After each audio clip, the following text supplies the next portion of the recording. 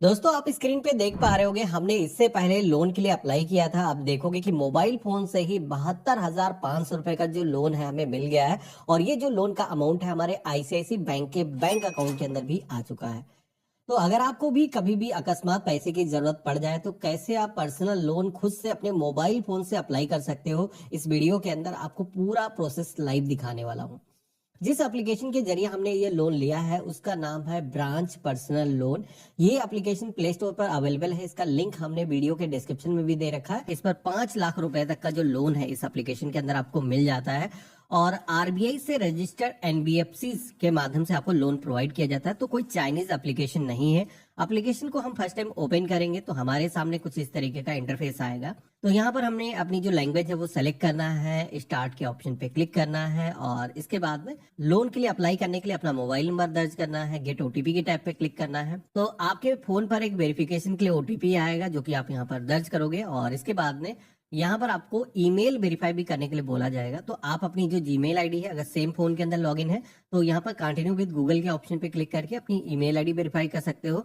दूसरा ऑप्शन मिलता है इंटर ईमेल आईडी मैनुअली का, जहां पर आप मैनुअली अपनी जो ईमेल आईडी है दर्ज कर सकते हो। तो हमने यहाँ पर अपनी जो जीमेल आईडी है इंटर कर दिया है और इसके बाद में कंटिन्यू के ऑप्शन पे क्लिक करेंगे। अब यहाँ पर इस एप्लीकेशन के अंदर एक पिन सेट करने के लिए बोला जाएगा, जो कि हर बार आप आओ तो ये प्रोसेस अपनाना ना पड़े, दोबारा से आप अपना जो पिन है इंटर करके लॉग इन कर पाओ।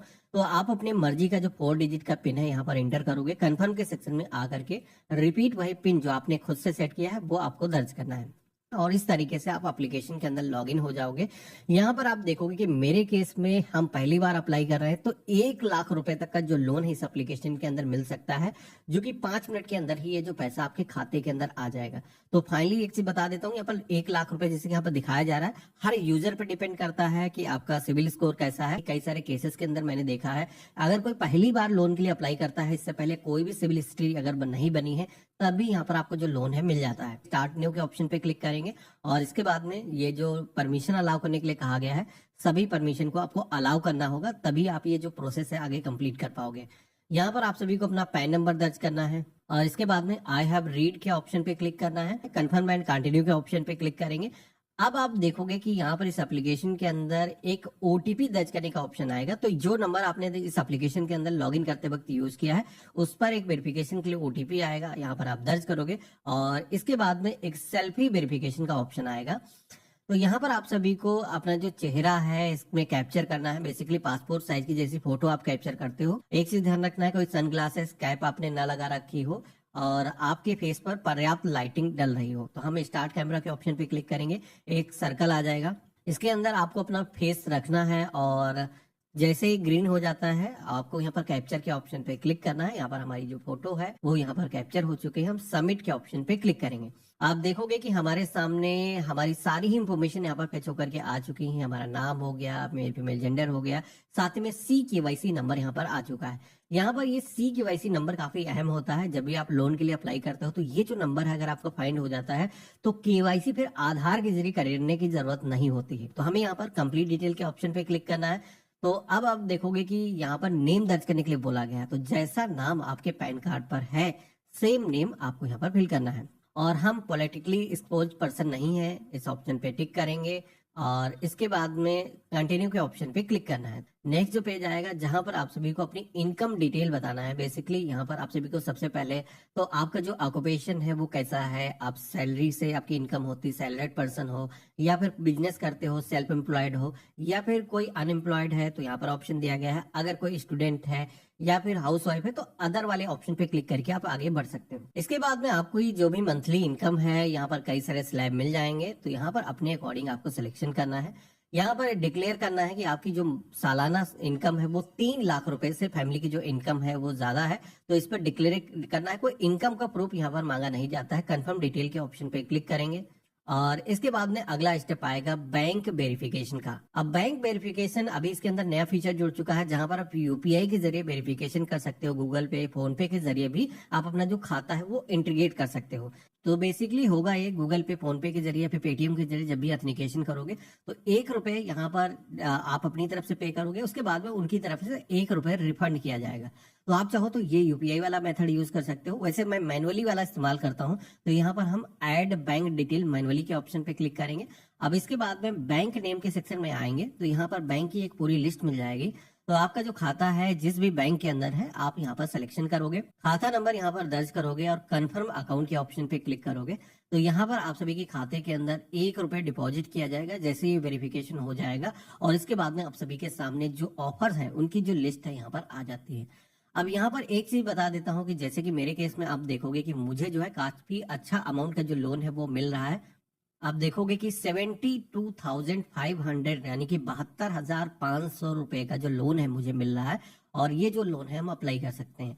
इसके अलावा अगर आपको कम अमाउंट के लोन की जरूरत है तो आप देखोगे कि यहाँ पर कई सारे सजेशन दिए जा रहे हैं, जैसे कि 65,000 रुपए, 57,500 रुपए, और इसके अलावा 50,000 रुपए, 40,000 रुपए, 30,000। तो इस तरीके से 8,000, 10,000, मतलब कई सारे छोटे अमाउंट के जो लोन है यहाँ पर 500 रुपए से लेकर के ऊपर जो मैक्सिमम अमाउंट है आपके केस में जो भी एलिजिबिलिटी बनेगी वो आपको यहाँ पर देखने को मिलेंगे।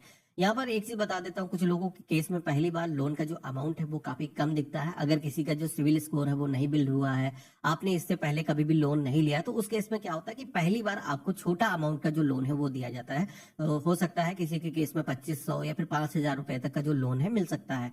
और उसके बाद में जब आप रीपेमेंट अपना कर देते हो और उसके बाद में बड़े अमाउंट के जो लोन है उसके लिए आप एलिजिबल हो जाते हो। तो अभी मैं आपको दिखाता हूँ, जैसे कि हम यहाँ पर 72,500 रुपए का लोन है अगर हम लेना चाहते हैं, तो इसका जो रीपेमेंट हमें करना है, जो ईएमआई हमारी जाएंगे वो कितने मंथ के अंदर जाएंगे, तो यहाँ पर हम अपने अकॉर्डिंग चूज कर सकते हैं। अगर हम ये लोन का रीपेमेंट 8 महीने के अंदर करना चाहते हैं तो यहाँ पर उसके लिए 10,309 रुपए हमें पेमेंट करना होगा। टोटल जो पैसा जाएगा 82,472 रुपए जाएगा इस लोन अमाउंट का, जो इंटरेस्ट वगैरह मिला करके। इसके अलावा अगर आप 12 मंथ के लिए यही लोन लेते हो तो इसमें कितना पैसा जाएगा, तो 72,064 रुपए ईएमआई जाएगी हर महीने जो लोन का आप चुकाओगे, जिसमें कि इंटरेस्ट होगा, प्रिंसिपल अमाउंट होगा, और वो मिला करके टोटल आप जब पेमेंट करोगे, जो कैलकुलेशन करोगे, तो 87,168 रुपए टोटल आपका पेमेंट जाएगा। तो यहाँ पर इस तरीके से कैलकुलेशन आपको समझाया गया है। अगर आप डिटेल में देखना चाहते हो तो इस पर क्लिक करोगे, तो जैसे कि हमने 8 मंथ वाले ऑप्शन पे क्लिक किया है, इसके अंदर जो प्रोसेसिंग फीस हमें देनी पड़ेगी वो कितनी है, तो यहाँ पर 2,828 रुपए प्लस जीएसटी लग रहा है। वैसे तो एग्जैक्ट जो पहला अमाउंट दिखाया जा रहा है 4,278 रुपए था, जिसमें कि 34% का यहाँ पर डिस्काउंट दिया जा रहा है, जिसमें कि आप देखोगे कि प्रोटेक्शन फीस हो गया, डिस्बर्सन जो अमाउंट है, जितना लोन आपके बैंक खाते के अंदर आएगा वो यहाँ पर दिखाया जाएगा, इंटरेस्ट कितना लगेगा, तो आप यहाँ पर सारी चीजें देख सकते हो। टोटल जो अमाउंट ड्यू होगा वो 82,478 रुपए होगा, और जो पैसा आपके खाते के अंदर आएगा 68,222 रुपए आएगा। इसके अलावा अगर आप यही लोन 12 महीने के लिए सेलेक्ट करते हो तो थोड़ा सा यहाँ पर इंटरेस्ट बढ़ जाएगा।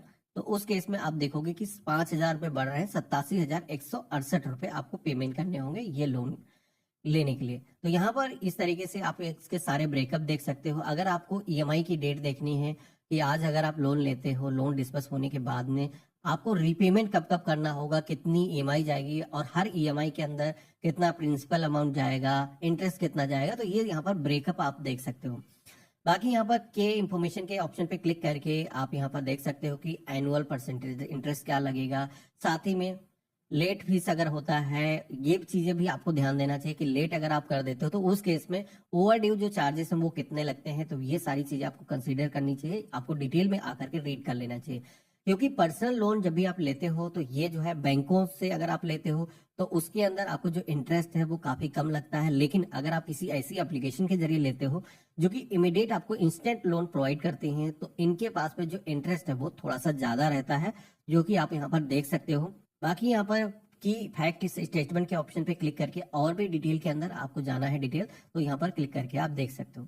बाकी ये जो लोन है अगर हम अप्लाई करना चाहते हैं तो मैं आपको दिखाता हूँ। तो जितना भी अमाउंट लोन लेना चाहते हो आप अपने अकॉर्डिंग यहाँ पर सिलेक्शन करोगे, कितने दिन के लिए आप लेना चाहते हो, उसके अकॉर्डिंग जो चार्जेस है वो कैलकुलेट होकर के आ जाएंगे।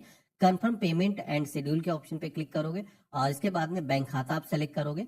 तो आपका जो भी बैंक खाता है जिसके अंदर ये जो लोन का अमाउंट आप लेना चाहते हो यहाँ पर सिलेक्शन करोगे, और इसके बाद में आप देखोगे कि हमारी तरफ से हमने लोन के लिए यहाँ पर सफलतापूर्वक अप्लाई कर दिया है।